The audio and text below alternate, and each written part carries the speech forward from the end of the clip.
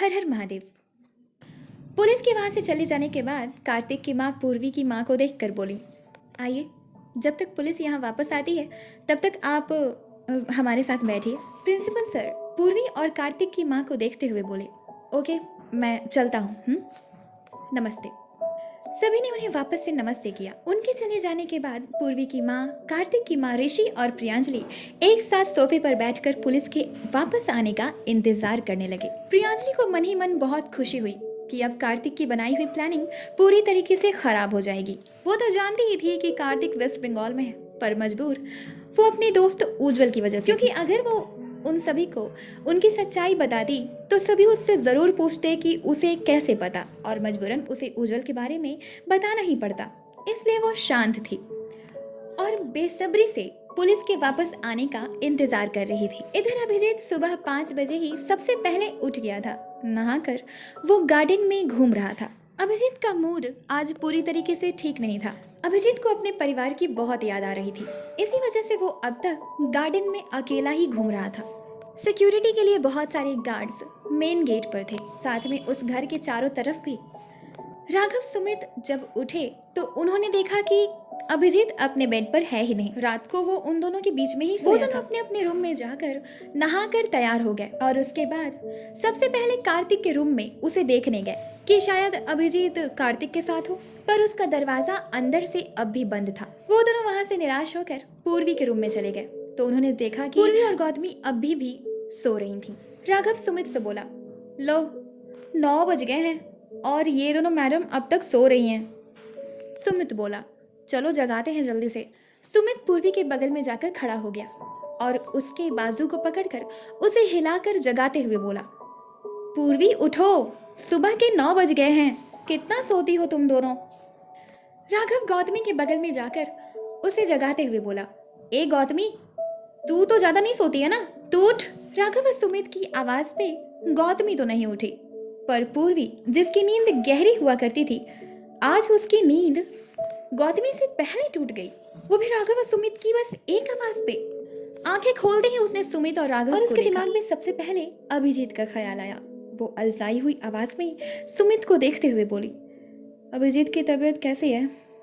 राघव और सुमित एक दूसरे को देखते हैं। सुमित फिर पूर्वी को देखते हुए बोला, क्या बात है, गौतमी के मुंह से तो सुना है कि तुम बहुत गहरी नींद में सोती हो। तुम्हारी नींद बड़ी पक्की है, लेकिन ये क्या, तुम तो उससे पहले ही उठ गई और उठते ही तुम्हें अभिजीत का ख्याल आया। सुमित ने जब ऐसा कहा तो गौतमी ने झट से आंखें खोल ली और सवाल भरी नजरों से पूर्वी को देखने लगी। तीनों बड़ी ही हैरानी से गौतमी को देखते हैं। राघव बोला, कब से जगा रहे थे तो नींद नहीं टूटी, अभिजीत के नाम से इसकी भी नींद टूट गई।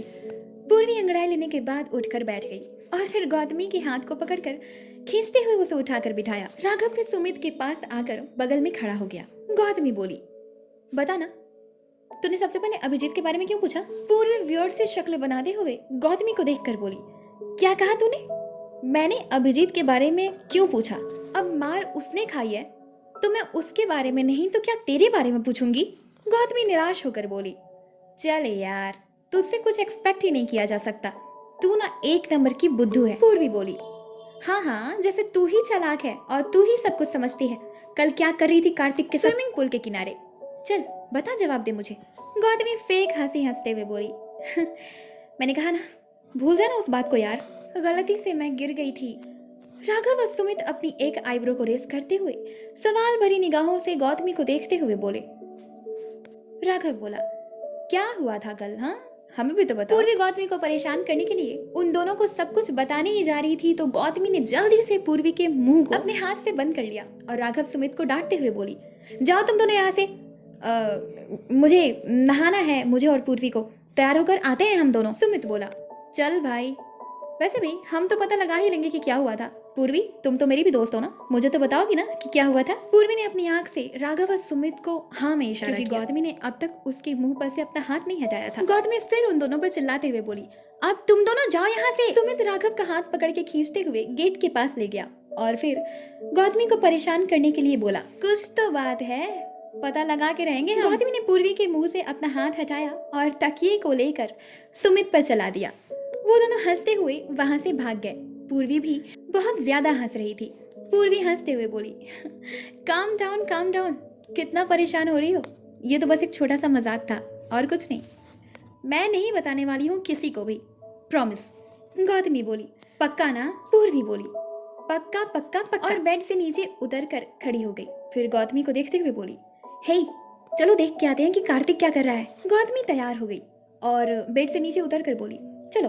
पूर्वी फिर से उसे परेशान करने के लिए बोली, देखा, कार्तिक का नाम लिया तुरंत तैयार हो गई और फिर जोर से हंसने लगी। गौतमी बेड पर मुंह फुलाकर बैठ गई और बोली, जा, मैं तुझसे बात नहीं कर रही, तू भी उन दोनों की तरह है, राघव और सुमित की तरह।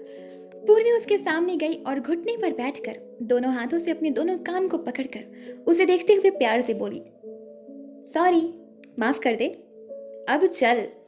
और उसका हाथ पकड़ के अपने साथ दौड़ाते हुए रूम के बाहर ले गई। वो दोनों कार्तिक के रूम के बाहर जब पहुंची तो उन्होंने देखा कि कार्तिक के रूम का दरवाजा खुला था।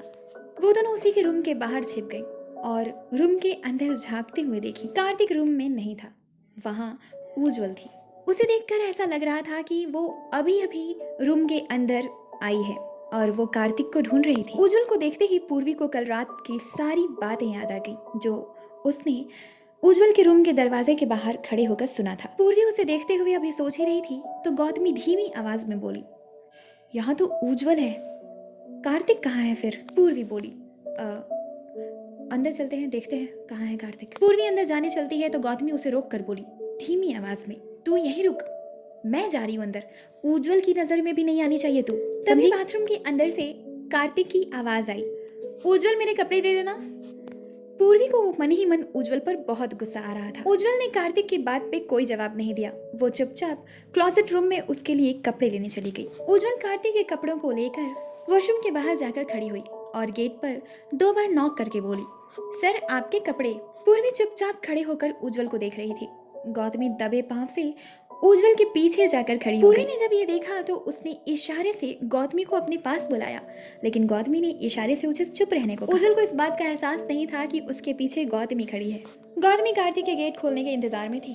कार्तिक ने जैसे ही गेट खोला, सबने देखा कि कार्तिक ने अभी भी नाइट ड्रेस ही पहन रखा है। कार्तिक उज्जवल के सामने खड़ा था। उसने गौतमी को भी देखा। उज्जवल उसकी तरफ कपड़ा बढ़ाती है, तभी गौतमी उज्जवल को जोर से धक्का दे देती है। उज्जवल ने हील पहन रखी थी जिसकी वजह से उसका बैलेंस लड़खड़ाया और वो अंदर की तरफ कार्तिक के ऊपर गिरने ही वाली थी। तब तक कार्तिक पीछे हट गया और उज्जवल धड़ाम से जमीन पर गिर गई।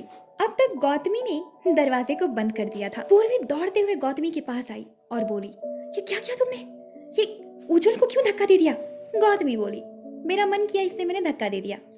गौतमी उसका हाथ पकड़ के उसे शांत करते हुए कार्तिक के रूम से बाहर लेकर चली गई। इधर उज्जवल अभी भी फर्श पे गिरे हुए थे। उसके घुटनों में चोट लगी थी। वो दर्द से कराहते हुए बोली, आउच। फिर वो गुस्से से बोली, किसने धक्का दिया मुझे? कार्तिक अपना एक हाथ उसकी तरफ बढ़ाकर बोला, आई एम सॉरी, हाथ दीजिए। उज्जवल ने कार्तिक को अपना दाहिना हाथ दिया और उसके सहारे से वो उठकर खड़ी हुई। कार्तिक बोला, आप संभालिए खुद को, मैं दरवाजा खोलने की कोशिश करता हूँ।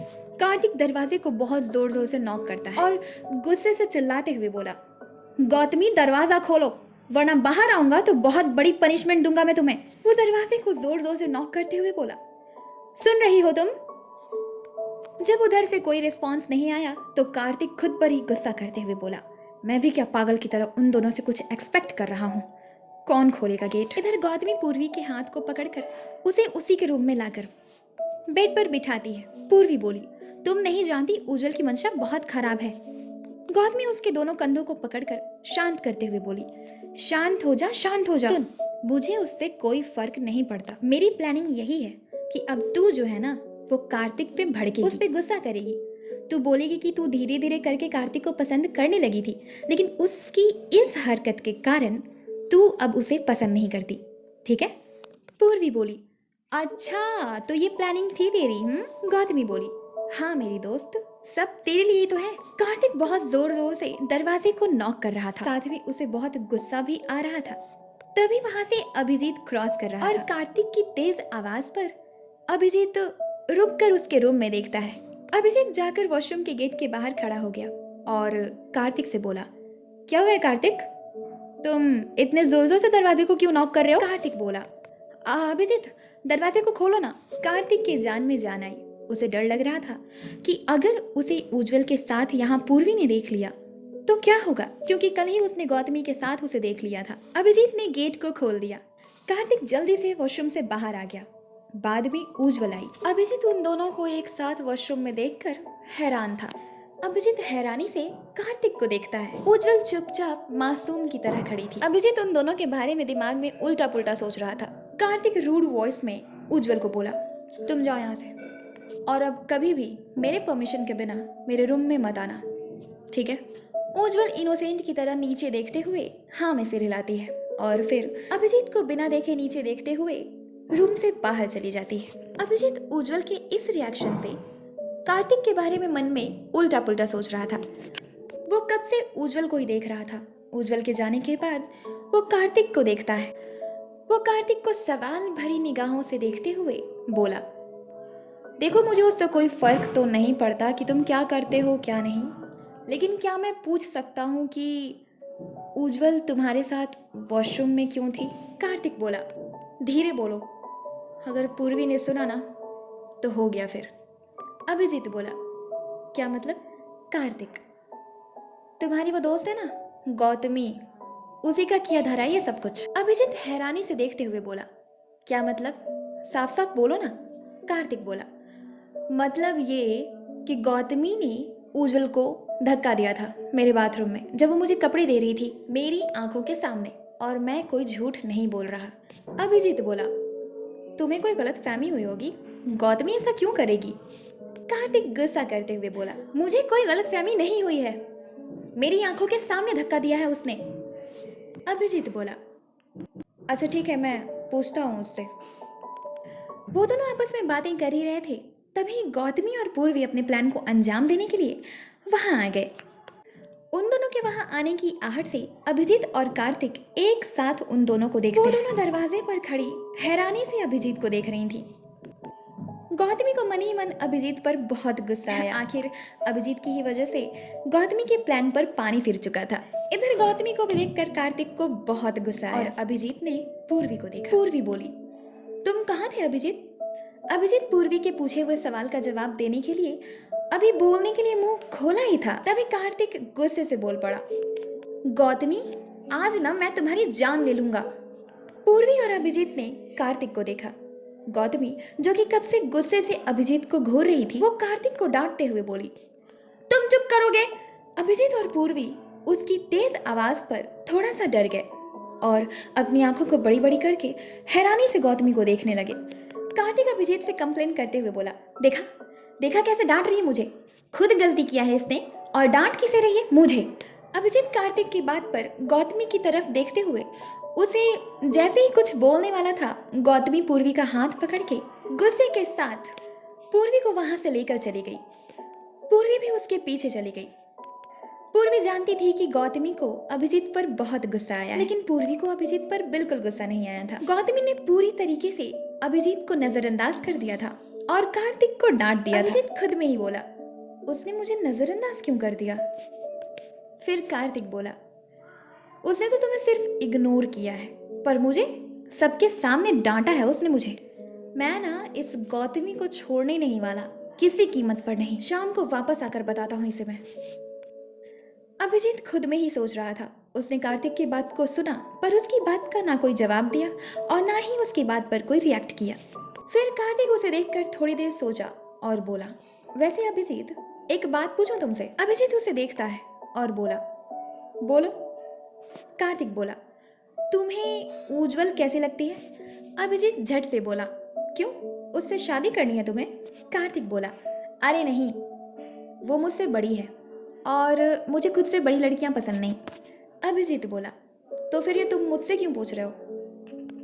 कार्तिक बोला, नहीं, सबकी पसंद अलग अलग होती है ना, तो मैंने सोचा कि तुम्हें बड़ी लड़कियां पसंद होंगी। अभिजीत बोला, मैं अपने से बड़ी लड़कियों को अपनी बड़ी दीदी बना लेता हूँ, और जब से उज्जवल जी से मिला हूँ उन्हें बड़ी दीदी की नज़र से ही देखता हूँ, तो मेरे बारे में कुछ अनाप शनाप सोचने की तो कोशिश भी मत करना। और मैं अच्छी तरह से जानता हूँ कि तुम्हारे दिमाग में क्या चल रहा है। अपने मटर के दाने जैसे दिमाग पर ज्यादा जोर मत डालो, जाओ जाकर नहाओ। अभिजीत उसके पास गया और अपने एक हाथ को उसके कंधे पर रखकर थपथपाते हुए बोला, don't worry mister Kartik Sinha, मैं नहीं हारूंगा। चलता हूँ, गुड लक। अभिजीत के वहां से जाने के बाद कार्तिक खुद में ही बोला, ओवर कॉन्फिडेंट। कार्तिक इतना ही कहकर नहाने वॉशरूम में चला गया। इधर जब अभिजीत पूर्वी के रूम में आता है तो उसने देखा कि गौतमी बहुत ही गुस्से के साथ रूम में इधर उधर घूम रही थी और चुपचाप पूर्वी उसे देखते हुए बिस्तर पर पालथी मारकर बैठी हुई थी। अभिजीत रूम के अंदर आया तो उन दोनों ने उसे देखा। पूर्वी बेड से नीचे उतरकर खड़ी हुई और अभिजीत की तरफ एक कदम बढ़ते हुए उसे देखकर बोली, अब तबीयत।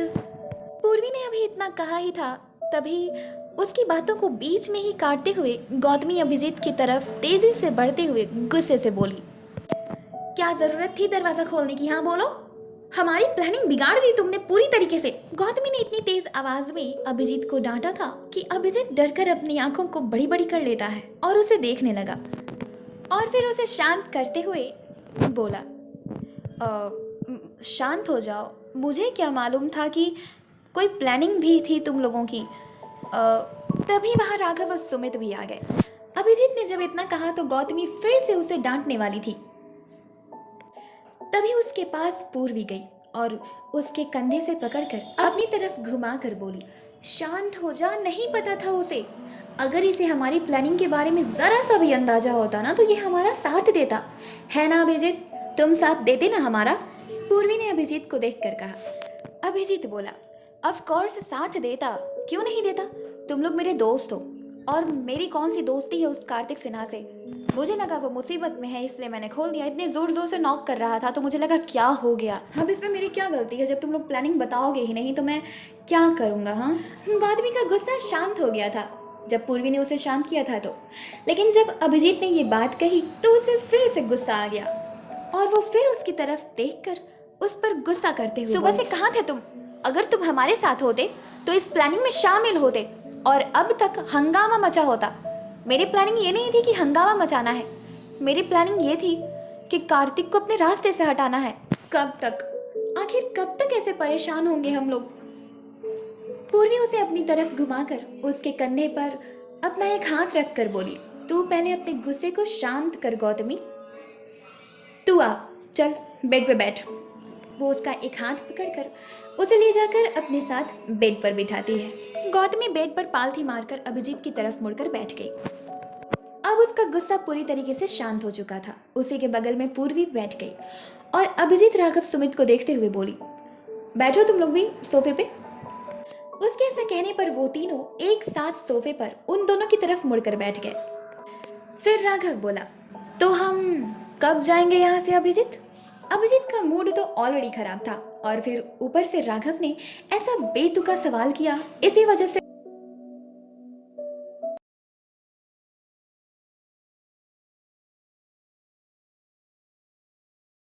अभिजीत गुस्से से उसे घूरता है। उसके ऐसा करने पर राघव बोला, मेरा मतलब है कोई तो प्लानिंग होगी ना तुम्हारी? प्लानिंग है, कोई आइडिया है कैसे जाएंगे हम यहाँ से? तभी सुमित बोला, जो कि अभिजीत की दूसरी तरफ बैठा हुआ था, क्या बात है अभिजीत, तुम्हारा मूड कुछ ठीक नहीं लग रहा। सभी सवाल भरी नजरों से अभिजीत को देखने लगे। अभिजीत एक एक नजर सभी को देखता है और फिर नीचे देखते हुए मायूसी से बोला, शायद मैं अपने पेरेंट्स को बहुत मिस कर रहा हूँ, इसी वजह से अच्छा नहीं लग रहा कुछ भी। पूर्वी बोली, क्या तुम लोगों को सच में लगता है कि कार्तिक ने हमारे पेरेंट्स से परमिशन ली होगी और हमारे पेरेंट्स ने इतनी आसानी से परमिशन इसे दे दिया होगा? क्योंकि अगर ये हमारे पेरेंट्स से परमिशन लेता ना तो हमसे मोबाइल नहीं छीनता। सभी पूर्वी की बात से बिल्कुल एग्री थे। राघव बोला, मुझे भी यही लगता है कि सर ने कोई हमारे पेरेंट्स से परमिशन लिया ही नहीं है। गौतमी बोली चिंता करते हुए, अगर सच में ऐसा है ना तो हमारे पेरेंट्स बहुत परेशान होते होंगे हमारे लिए। पूर्वी बोली, मेरी माँ तो रो रो कर सारा घर सिर पे उठा लिया होगा उन्होंने। सौम्या भी बहुत उदास होगी, पापा का नहीं कह सकती। मेरी माँ रोए, मुझे ये चीज़ पसंद नहीं। अगर सच में ऐसा हुआ होगा ना तो मैं इस कार्तिक को छोड़ने नहीं वाली। अभिजीत चुपचाप शांत था, वो चुपचाप सभी की बातों को सुन रहा था। तभी गौतमी बोली, और मैं तो उसे जिंदा नहीं छोड़ूंगी। तभी सुमित बोला, यार इतनी भी रूड मत बन। तभी गौतमी फिर बोली, और वो जो हमारे साथ कर रहा है उसका क्या? हाँ? तभी कार्तिक बोला, कौन किसके साथ क्या कर रहा है बताओ मुझे। अभिजीत, राघव, सुमित पीछे मुड़कर दरवाजे की तरफ देखते हैं। पूर्वी और गौतमी भी एक साथ उसे देखती हैं। कार्तिक बिजनेस सूट में था और उससे थोड़ा सा पीछे बगल में उज्जवल भी थी। उसे देखकर सबका रिएक्शन नॉर्मल था। वो पूर्वी को देखते हुए बोला, मैं जो हूँ कहीं जा रहा हूँ, शाम को घर लेट से आऊँगा। तुम लोग कोई शैतानी मत करना, और उज्जवल को यहीं छोड़ के जा रहा हूँ ताकि तुम लोगों की केयर करे। कोई प्रॉब्लम हो तो इसे बताना। मैं चलता हूँ। इतना कहकर कार्तिक ने अपनी फुल पैंट की पॉकेट से पूर्वी का मोबाइल निकाला और उसकी तरफ फेंकते हुए बोला, ये लो तुम्हारा मोबाइल। पहली बार मिला था ना तुमसे, तब से ही मेरे पास है। पूर्वी ने अपने मोबाइल को कैच कर लिया। फिर कार्तिक बोला, इसमें तुम्हारे कॉन्टैक्ट नंबर्स डिलीट हो चुके हैं। मैंने कर दिया, फुल चार्जिंग है, इसमें सिर्फ मेरा नंबर सेव है। कोई दिक्कत हो तो मुझे कॉल कर सकती हो। और अब मैं चलता हूँ, बाय। इतना कहकर उसने एक नज़र गौतमी को देखा। कार्तिक बिजनेस सूट में ज्यादा हैंडसम लगता था। इसी वजह से गौतमी कब से सिर्फ उसे ही देख रही थी। जब कार्तिक ने उसे देखा तो उसने झट से अपनी नजरों को दूसरी तरफ मोड़ लिया और उसने अपने चेहरे की एक्सप्रेशन गुस्से में बदल लिया, सिर्फ दिखावे के लिए। कार्तिक उसकी ऐसी हरकत पे धीरे से मुस्कुराया, जिसे पूर्वी ने देखा, और फिर वो गौतमी को देखती है। गौतमी दूसरी तरफ देख रही थी। अभिजीत, राघव, सुमित चुपचाप सोफे पर बैठकर कार्तिक को देख रहे थे। पूर्वी कार्तिक को देखते हुए बोली, कब आओगे? टाइम बता दो। कार्तिक बोला, अच्छा मेरे वापस आने का इंतजार करोगी? गौतमी, राघव, सुमित, अभिजीत हैरानी से पूर्वी को देखते हैं। पूर्वी उन चारों को देखते हुए बोली, नहीं, कहने का मतलब कि जब पता रहेगा कि तुम कब आने वाले हो तो सब ठीक रहेगा ना, ठीक चलेगा सब कुछ, इसलिए पूछ रही थी। कार्तिक बोला, ओके, रात 10 बजे। इतना कहकर कार्तिक वहां से जाने के लिए दरवाजे की तरफ मुड़ा। तभी पूर्वी उसे टोकते हुए बोली, बाय द वे। कार्तिक रुककर उसकी तरफ देखता है। सभी पूर्वी को देखने लगे, इस इंतजार में कि अब पूर्वी क्या बोलने वाली है कार्तिक से। पूर्वी उन चारों की तारीफ करते हुए बोली, तुम चारों लड़के आज बहुत ज्यादा हैंडसम लग रहे हो। असल में पूर्वी अभिजीत की तारीफ करना चाहती थी। वो तो कब से चाह रही थी कि वो अभिजीत की तारीफ करे, उसे बताए कि वो बहुत हैंडसम लग रहा है, लेकिन उसे मौका मिल नहीं पा रहा था। और इधर राघव, सुमित और कार्तिक भी कम हैंडसम नहीं लग रहे थे। इसी वजह से उसने एक साथ उन चारों की तारीफ की। अभिजीत, राघव, सुमित पूर्वी से बिल्कुल ही मायूस हो गए, क्योंकि उन तीनों के ही दिमाग में एक ही बात चल रही थी कि हमारे सामने पूर्वी कार्तिक की तारीफ करना चाहती थी, इसलिए उसने हम तीनों को भी शामिल कर लिया। जबकि हकीकत तो कुछ और ही था। कार्तिक उसके मुंह से अपनी तारीफ सुनकर बहुत खुश हुआ। गौतमी मुंह खोलकर हैरानी से पूर्वी को देख रही थी। कार्तिक मुस्कुराते हुए गौतमी को देखता है। गौतमी मुंह बनाकर दूसरी तरफ देखने लगी। फिर वो पूर्वी को देखते हुए बोला, ओके, चलता हूँ मैं, बाय। अब मेरा सारा दिन बहुत अच्छा जाएगा। वो ऐसा बोलकर एटीट्यूड फुल स्माइल के साथ अभिजीत को देखता है। अभिजीत सिर्फ अपनी नजरों को उठाकर हल्के से गुस्से के साथ कार्तिक को देखता है। उतने पर गौतमी गुस्से से बोल पड़ी, पर मेरा दिन बहुत बुरा जाएगा क्योंकि सुबह सुबह मैंने तुम्हारी शक्लें देख ली। कार्तिक। गौतमी ने जब ऐसा कहा तो कार्तिक का मुंह बन गया। वो बोला, दिन अच्छी जाएगी या नहीं वो मैं नहीं जानता, लेकिन इतना जरूर जानता हूं कि कल की रात तुम्हारी बहुत अच्छी गई होगी, है ना? कल जो इवेंट हुआ था वो याद है या भूल गई? उसके लिए तुम्हें मुझे सॉरी बोलना है। गौतमी बोली, हाँ तो बोलो फिर।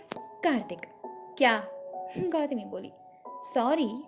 कार्तिक बोला, क्या कहा? मैं सॉरी बोलूं? तुम मुझे सॉरी बोलोगी, समझी? गौतमी बोली, हाँ, माई फुट।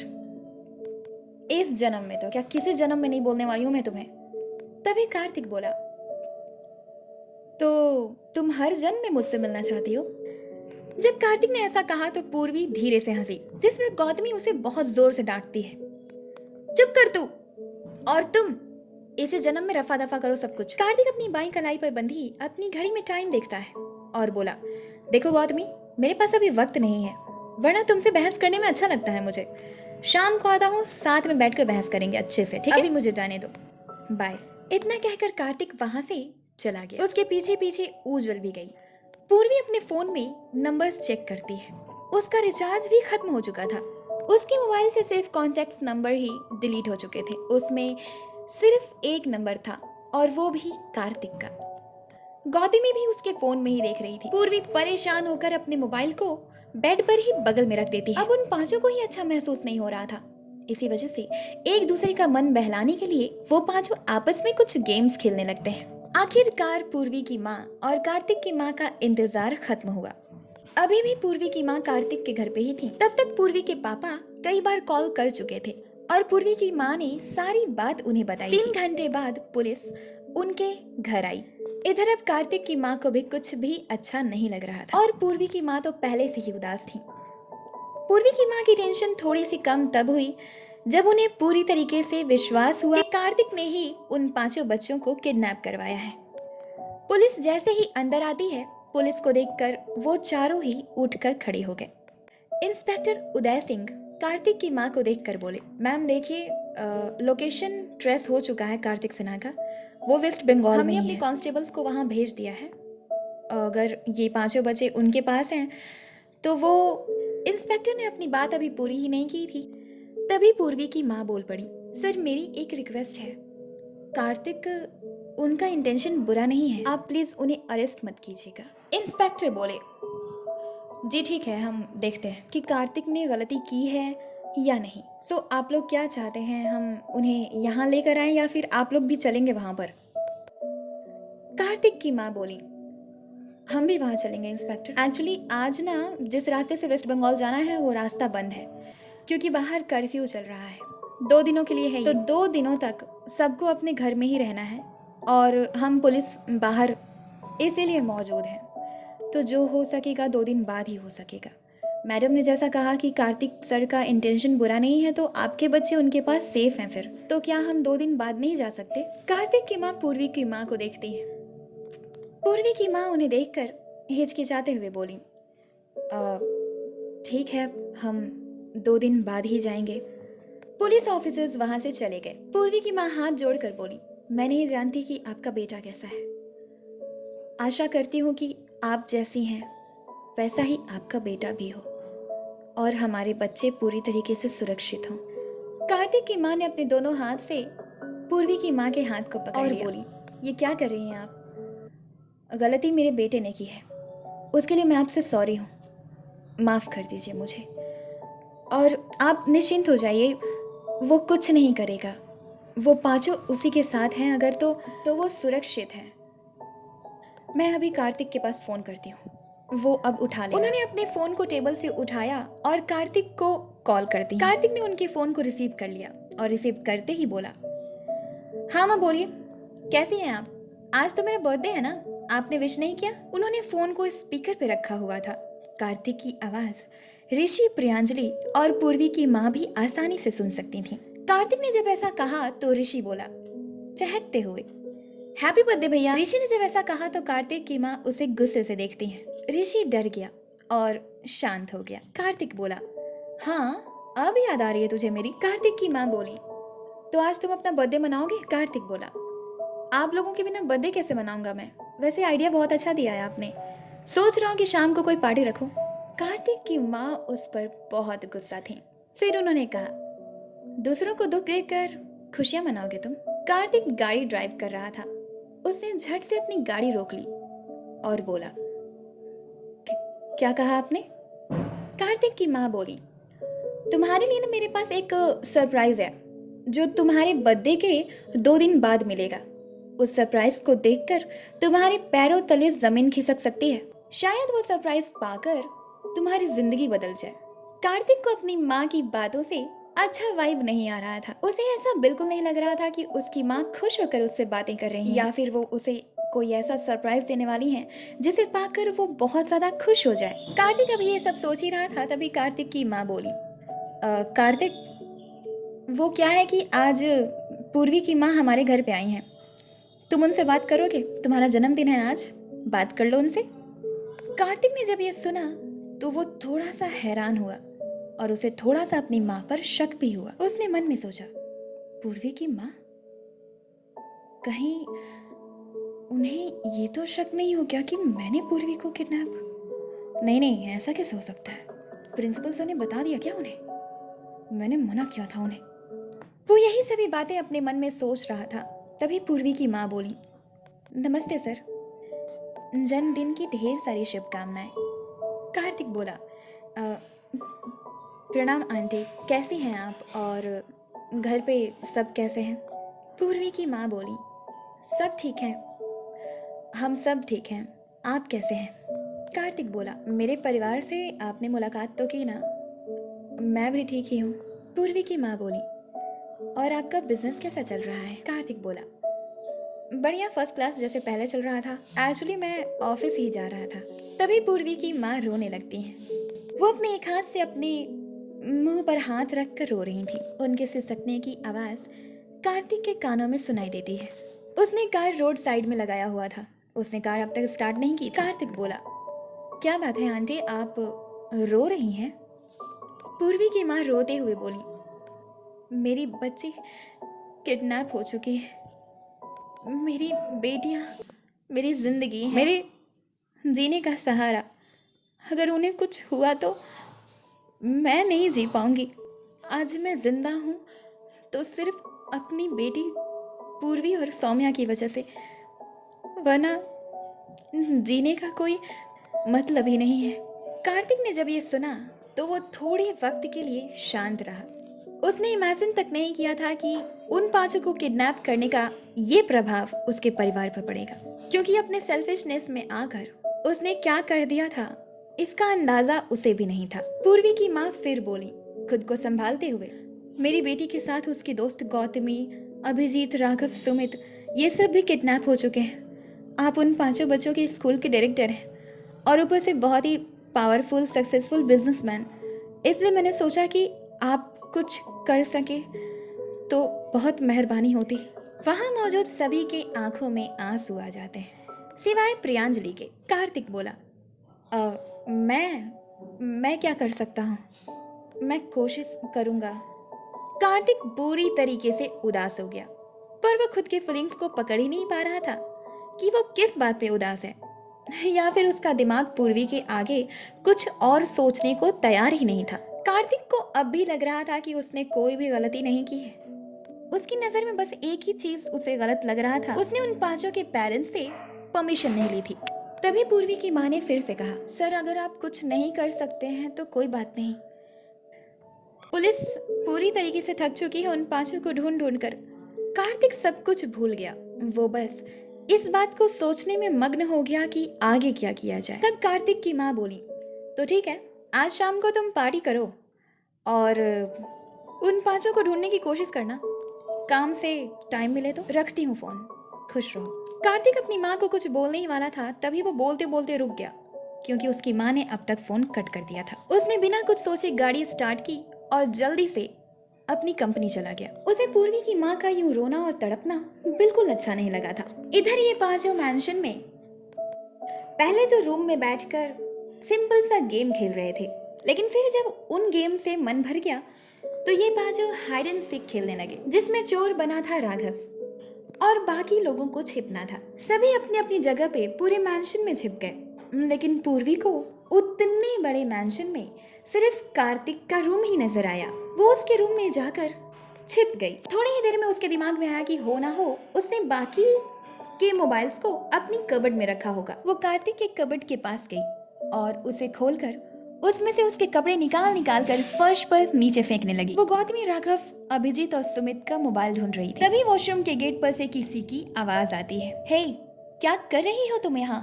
पूर्वी रुक जाती है और अपनी आंखों को डर कर बड़ी बड़ी कर लेती है। वो पहचान चुकी थी कि वो आवाज